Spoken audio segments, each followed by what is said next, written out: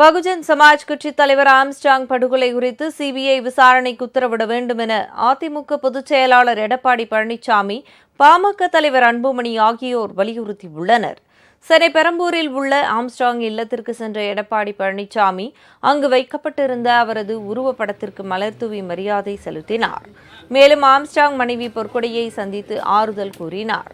பின்னர் செய்தியாளர்களிடம் பேசிய அவர், தமிழகத்தில் அரசியல் தலைவர்களுக்கு பாதுகாப்பு இல்லாத நிலை உள்ளது. ஆம்ஸ்ட்ராங் கொலை வழக்கில் கைதானவர்கள் உண்மையான குற்றவாளிகள் இல்லை என அவரது குடும்பத்தினர் கருதுகின்றனர். எனவே இந்த வழக்கை சிபிஐ விசாரணைக்கு வேண்டும் என்று வலியுறுத்தினர். சிசிடிவி கேமரா அந்த காட்சியை உங்களுடைய தொலைக்காட்சியில் நாங்கள் பார்த்தோம். அது பார்க்கின்ற பொழுது இந்த அரசு எடுத்த நடவடிக்கைக்கும் அதில் பார்க்கின்ற காட்சிக்கும் வேறுபட்டிருக்கின்றன.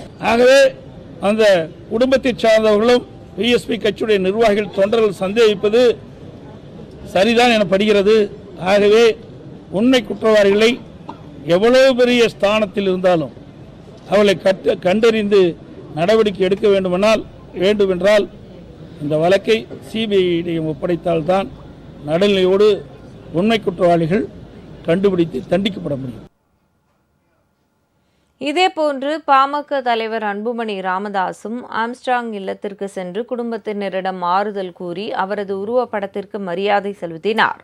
தொடர்ந்து செய்தியாளர்களிடம் பேசிய அவர், ஒடுக்கப்பட்ட மற்றும் பிற்படுத்தப்பட்ட மக்கள் அனைவரும் ஒன்றிணைந்து ஆட்சி அதிகாரத்திற்கு வர வேண்டும் என்ற கருத்தை முன்வைத்தவர் ஆம்ஸ்ட்ராங் என புகழாரம் சூட்டினார். அவரது மரணம் குறித்து சிபிஐ விசாரணைக்கு உத்தரவிட வேண்டும் என்றும் அன்புமணி வலியுறுத்தினார். அவருடைய கொடூரமான கொலை எங்களுக்கெல்லாம் அதிர்ச்சி. இதற்கு முழு விசாரணை நடத்த வேண்டும். இன்னும் சொல்ல போனால் சிபிஐ விசாரணை நடத்த வேண்டும். இதற்கு யார் பின்னணியில் இருக்கின்றார்கள், யார் ஏவி விட்டார்கள், இதற்கு என்ன யார் காரணம், இது போன்ற சம்பவங்கள் இதற்கு பிறகு நடக்கக்கூடாது. உங்கள் ராஜ் நியூஸ் தொலைக்காட்சியில் திங்கள் முதல் வெள்ளி வரை தினந்தோறும் பிற்பகல் 2 மணிக்கு உங்கள் பகுதியில் உள்ள குறைகளை நேரலையில் தெரிவிக்கும் புகார் பெட்டி நிகழ்ச்சி. பங்கு பெறுங்கள், பயனடையுங்கள், காணத் தவறாதீர்கள்.